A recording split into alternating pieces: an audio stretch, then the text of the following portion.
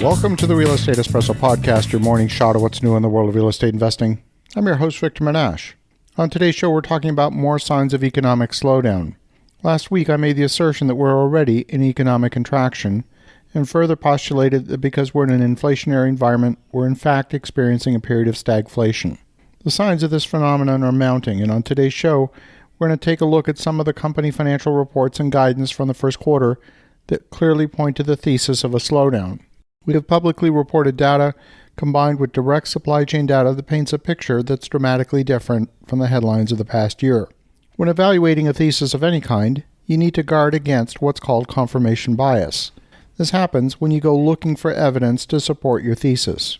There's such a wealth of information out there, much of it contradictory, that you can usually find evidence to support your thesis if you look hard enough. Appliance manufacturer Whirlpool announced an 8% drop in sales in the first quarter.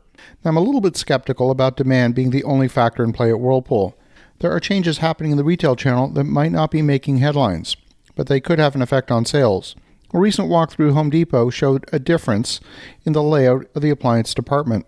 The footprint on the showroom floor allocated to North American manufacturers was down significantly from what it had been previously.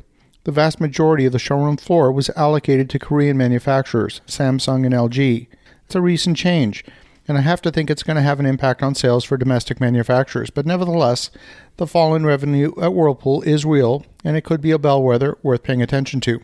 Mattress company Tempur Sealy on March 31st said that its sales came in also below expectations following the President's Day holiday. Some of that they attributed to falling consumer confidence, maybe geopolitical uncertainty. The company, which sells products in over 100 countries, said it would delay the launch of a new international product line this year until the first quarter of 2023. Another company, Sleep Number, also reported a 7% drop in sales and guided revenue down for the quarter. Not only were sales for the quarter down 7%, but customer demand, that is future bookings, fell 3%.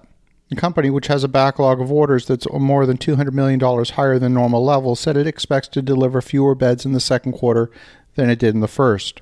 Goodman is a major supplier of air conditioning and heating products.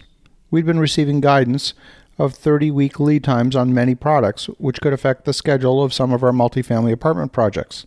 But then out of the blue, we received revised guidance that lead times had been reduced to 10 days across virtually the entire product line. Now, we don't know the root cause of the change in lead time. Was it a communication issue? Was it a drop in order volume, where large builders had been hoarding inventory? We still don't know the details behind the change, but it is indicative that change in the supply chain is underway. Those changes could be indicative of improvement in supply side. Chances are high we're also seeing a drop in demand to cause that big a reduction in order lead time. Now, the Wall Street Journal reported on Tuesday that durable goods sales increased for the month of March, led by automakers.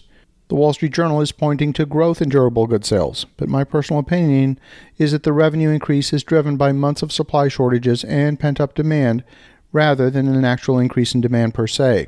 If we look at lumber prices, they have fallen since they peaked in February as a result of supply chain disruptions in British Columbia. Prices fell from $1,400 per thousand board foot to about $850 per thousand board foot over the last couple of weeks before rebounding in the past week to close to $1,000 per thousand board foot.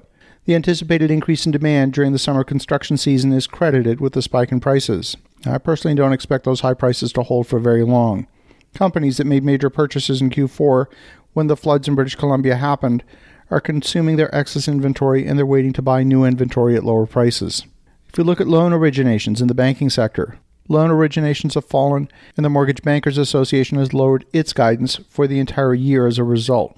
The Mortgage Bankers Association expects overall mortgage originations, including refinances, to be down 35% from last year.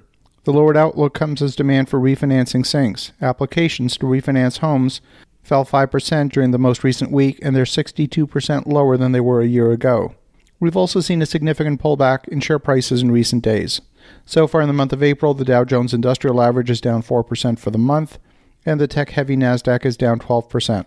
All of this market action pointing to expectations of slowing economic activity. So the question then becomes, when will companies start cutting expenses? Will we start to see job losses? Well, it turns out we are already seeing job losses in a few sectors. For example, the trucking sector, which has still plenty of job opportunities, actually lost 4,000 jobs in the month of March. I believe it's time that we acknowledge that market conditions are changing, investors need to adopt a more cautious stance on future economic outlook. That means a small window of opportunity to still sell at the top of market prices, and an opening window of opportunity for better prices in our future. As you think about that, have an awesome rest of your day. Go make some great things happen. We'll talk to you again tomorrow.